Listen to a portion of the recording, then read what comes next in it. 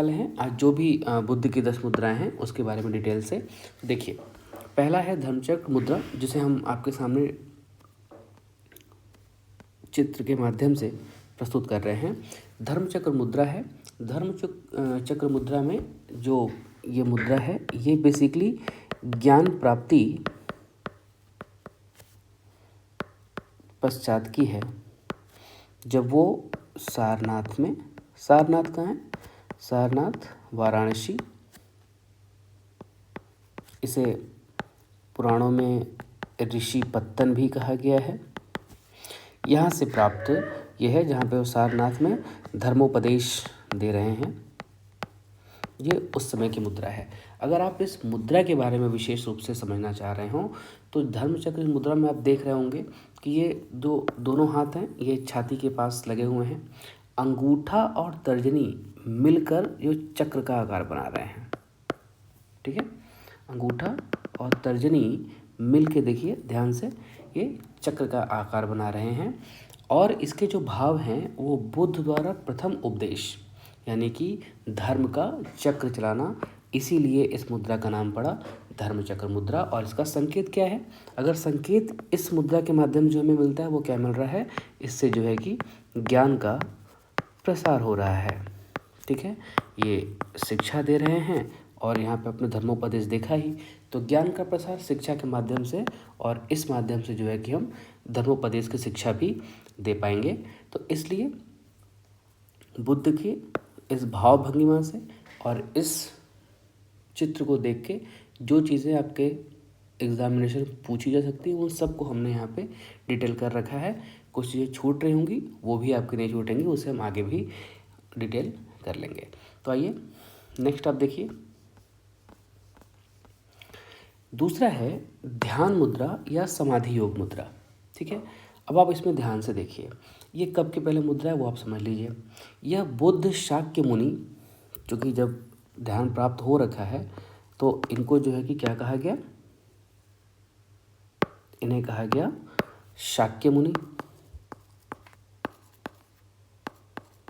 क्योंकि इनके फादर शाक्य कुल के प्रधान थे, इस वजह से इनको जो है कि शाक्य मुनि कहा गया। इन्हें ध्यानी भी कहा गया, इन्हें अमिताभ भी कहा गया, साथ ही साथ इन्हें जो है कि चिकित्सक बुद्ध भी कहा गया। देखिए प्रश्न कैसे पूछेंगे, बुद्ध की कौन सी मुद्रा को चिकित्सक मुद्रा के रूप में परिलक्षित किया जा सकता है? तो उत्तर क्या होगा इसका? ध्यान मुद्रा, ठीक है। अब इसमें आप ध्यान से देखिए, क्योंकि ये गहन ध्यान की मुद्रा में है तो दोनों हाथ जो है कि इनके गोद में है, ठीक है। दायां हाथ के ऊपर जो है कि बायां हाथ है, फाइन, और अंगूठे को जो है कि एक साथ मिलाकर रखा गया है। भाव क्या है इसमें? इस मुद्रा से जो भाव निकल के आती है वो निकल के आ रही है दया, कृपा और आशीर्वाद, ठीक है। ये एक ज्ञान देने या दया करने की भाव को दिखा रहे हैं, ऐसी भाव भंगिमा है। और ये किस मुद्रा में आ रही है? ध्यान मुद्रा में आ रही है। जो दूसरा हम देखने वाले हैं वो है भूमि स्पर्श मुद्रा। भूमि स्पर्श मुद्रा में देखिए बुद्ध के हाथ भूमि की ओर लग रहे हैं और इसे ही जो है कि भूमि स्पर्श मुद्रा कहा गया। एक समय कब का है? ये ज्ञान प्राप्ति के पश्चात है, ज्ञान प्राप्ति के पश्चात का ये जो है कि प्रतिनिधित्व करती है, ठीक है। ये पृथ्वी देवी के साक्षी के रूप में आती है, क्योंकि यहाँ से भूमि को छू रहे हैं तो क्या है? पृथ्वी देवी को साक्षी मानने की यहाँ बात कर रही है। साथ ही साथ ये भार का प्रलोभन और आक्रमण को भी दर्शाती है, ठीक है। ये पृथ्वी देवी की को साक्षी मानने की मुद्रा है। और साथ ही साथ इनके समय में ये जो मार था ना, मार, ठीक है, मार के प्रलोभन और उसके आक्रमण को भी दर्शाती है, ठीक है। जो हम दूसरी देखने वाले हैं इसके बाद वो है आपकी वरद मुद्रा। वरद मुद्रा देखिए आप क्या है। वरद मुद्रा में एक हाथ ऊपर है और दूसरा जो है कि नीचे की ओर है। वरद मुद्रा बुराई से बचाव की ओर इशारा कर रही है। एक और वो इशारा कर रहे हैं कि बुराई से बचकर रहना है। बुराई कौन कौन सी हो सकती हैं? मूल रूप से अगर शरीर में देखा जाए तो बीमारी से दूर रहिए, किसी प्रकार का जो है कि व्यसन ना रहे उससे मुक्त रहिए, साथ ही साथ जो नकारात्मक विचार हैं आप उनसे भी दूर रहिए। यही तो वरद मुद्रा है। ठीक है, वरद मुद्रा में इन सभी बाधाओं को पार करने का भी संदेश दे रहे हैं बुद्ध। ठीक है, अब देखिए इसमें दाहिना हाथ, बाएं हाथ, दाहिना हाथ और जो बायां हाथ है, बायां हाथ नीचे की ओर है और हथेली आगे है, और इसका भी जो है कि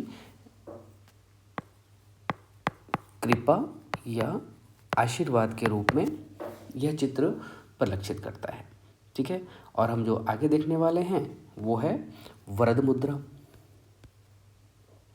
ठीक है, वरद मुद्रा देखेंगे,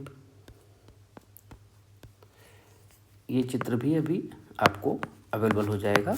वरद मुद्रा, कंफ्यूज नहीं होना है, मैं आपको सब चीज़ें एक साथ लेके चलता रहूँगा, कोई इशू नहीं है इसमें। ठीक है, जो वरद मुद्रा है वो क्या कह रही है? वरद मुद्रा ये आपने देख ही रखा है। इसके बाद है आपका जो है कर्ण मुद्रा। कर्ण मुद्रा में क्या है? ये बुराई से बचाव की ओर इशारा कर रही है और दान तथा अर्पण को जो है कि बढ़ावा देने के लिए कह रहे हैं अभय मुद्रा, कर्ण मुद्रा। ठीक है, साथ ही साथ वो ये भी कह रहे हैं कि व्यक्ति को अपने मानसिक और शारीरिक स्वास्थ्य को बरकरार रखना चाहिए और सभी प्रकार के नकारात्मक चीज़ों से दूर रहना चाहिए। दूसरा है वज्र मुद्रा। अब वज्र मुद्रा क्या है? अब इसमें आप हाथों की आकृति देखिए ध्यान से। यह मुद्रा उग्र वज्र के 5 तत्वों, यानी कि कौन कौन से? उग्र वज्र के 5 तत्वों को, यानी कि वायु, अग्नि, पृथ्वी, जल और धातु को परिलक्षित करती है।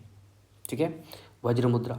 इसमें क्या क्या है? यह मुद्रा अडिग और शक्तिशाली मुद्रा है कि मैं यह कार्य करके ही रहूँगा। यह दृढ़ निश्चय और आंतरिक सामर्थ्य का ही प्रतीक दिखा रहे हैं।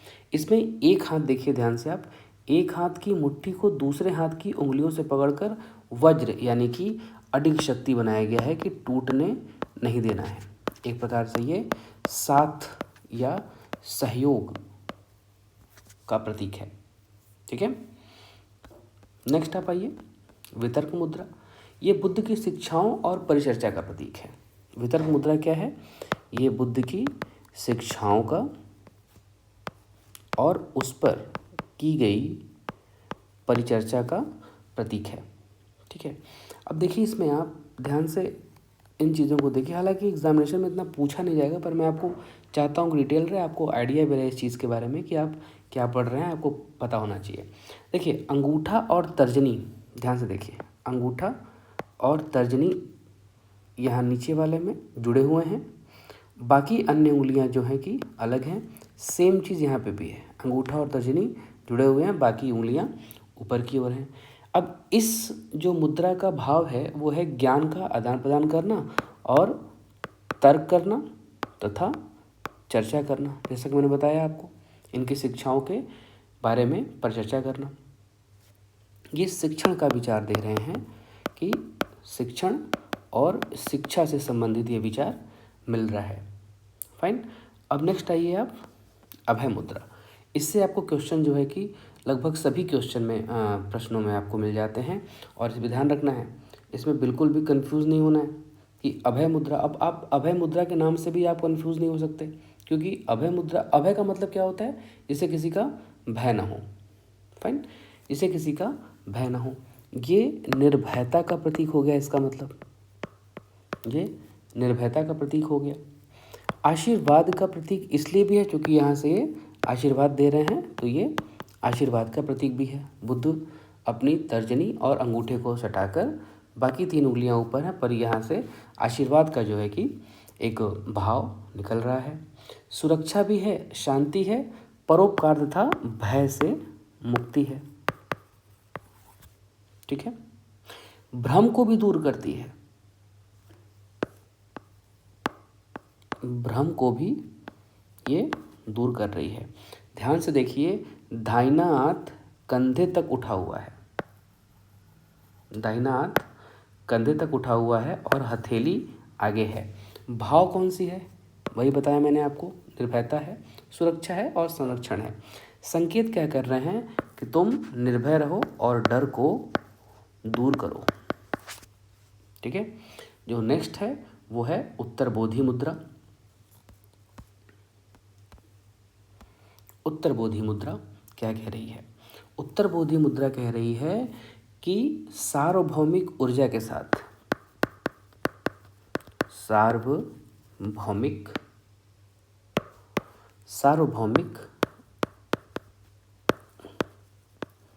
ऊर्जा के साथ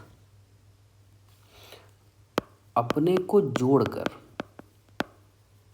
सर्वोच्च आत्मज्ञान की प्राप्ति करना है, सर्वोच्च आत्मज्ञान की प्राप्ति करना है। ठीक है, इस मुद्रा को आप ध्यान से अगर देखना ही चाहें तो आप देखिए जिसमें किस तरीके से चीज़ें बनी हुई हैं। यह मुद्रा परम ज्ञान की आवश्यकता को दिखा रहा है, ये परम ज्ञान दिखा रहा है, व्यक्ति को जागृत करने को सिखा रहे हैं तथा आध्यात्मिक गुणों को ऊपर करने को बता रहा है। और अगर आप ध्यान देखें, अंगूठे इसमें जो है कि आपस में, नीचे देखें आप, अंगूठे आपस में जुड़े हुए हैं और तर्जनी उंगलियां सीधे होकर ऊपर की ओर संकेत कर रही हैं। ठीक है, यहाँ से अंगूठे जुड़े हुए हैं और तर्जनी उंगलियां आपस में जुड़कर ऊपर की ओर दे रही हैं, यानी कि ये क्या कह रहे हैं? सर्वोच्च प्रबुद्धता को ये दर्शा रहे हैं। ठीक है, नेक्स्ट जो हमें डिस्कस करना है वो है अंजलि मुद्रा। और अंजलि मुद्रा क्या कह रही है? ये नमस्कार की मुद्रा है। ऐसे ही तो हम नमस्कार करते हैं, ये नमस्कार की मुद्रा है। इसे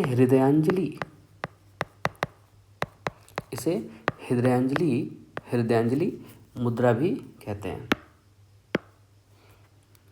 हृदयांजलि मुद्रा भी कहते हैं, जो अभिवादन, प्रार्थना, आराधना और पूजा करने या नित्य कर्म करने के ओर संकेत कर रहे हैं। ठीक है, अब ध्यान रखिए, अंजलि मुद्रा में दोनों हाथ हथेलियों के पास जोड़कर हृदय के पास लगाना है। ठीक है, भाव क्या है इसमें? सामने वाले को सम्मान देना है, भक्ति है किसी व्यक्ति की, अगर हम पूजा कर रहे हैं तो किसी की भक्ति ही कर रहे हैं। साथ ही साथ ये हमारे अंदर विनम्रता के गुणों को संचालित करती है, साथ ही साथ प्रार्थना और समर्पण को भी दर्शाती है। ध्यान रखिएगा, मृत्यु के पश्चात जो बुद्ध हैं या मृत्यु के समय जो बुद्ध हैं, उनके अंतिम वचन क्या है? उनके अंतिम वचन है कि सभी सांघातिक वस्तुओं का विनाश होता है। बुद्ध अपने अंतिम समय में क्या कह रहे हैं?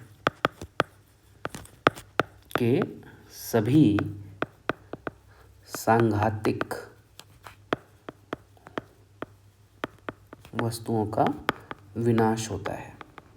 ठीक है, अपनी मुक्ति के लिए उत्साहपूर्वक प्रयास करिए,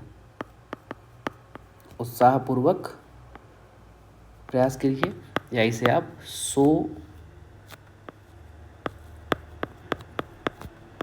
सोत्साह परिवर्तन या प्रार्थना करने के लिए ये कह रहे हैं। वो और भी क्या कह रहे हैं? सभी संगठित पदार्थ क्षयशील है, यानी कि वो अपनी जो शरीर है पंच तत्वों से बना हुआ, उसके बारे में भी कह रहे हैं वो, वो क्या कह रहे हैं, सभी संगठित पदार्थ क्षयशील है, यानी कि जो हमारा शरीर है वो पंचभूतों से मिलकर बना हुआ है, और ये पंचभूत भी क्या हैं, विनाशशील हैं, ठीक है। और सभी संस्कार वय धर्मा है, सभी संस्कार वय धर्मा है, प्रमाद रहित होकर अपना कल्याण करो। ये बुद्ध के अंतिम समय है, जब वो मृत्यु के बिल्कुल निकट थे उस समय। और ध्यान रखिए, जो सबसे इम्पोर्टेंट है, बार बार क्वेश्चन पूछा जा रहा है कि बुद्ध की मृत्यु के समय सुभद्र ने कहा था कि अच्छा हुआ जो तथागत चले गए, अब हम अपनी इच्छा अनुसार कार्य कर सकेंगे, ठीक है। तो ध्यान रखिएगा, सुभद्र को लेकर क्वेश्चन आता है, जो कि अंतिम व्यक्ति था सुभद्र, और इसी को बुद्ध ने जो है कि अंतिम बार दीक्षित भी किया था, ठीक है। तो आज के लिए इतना ही, मिलते हैं किसी दूसरी क्लास में। अभी तक के लिए धन्यवाद।